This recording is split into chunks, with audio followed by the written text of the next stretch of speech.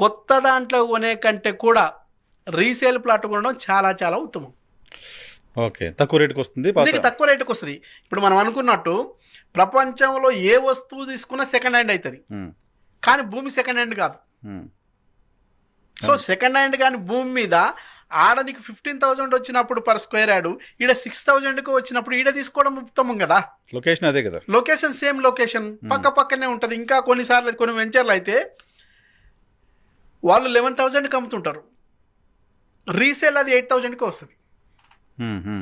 ఎందుకంటే ఇది 10 years back నుంచి వెంచర్ రన్ అవుతుంది.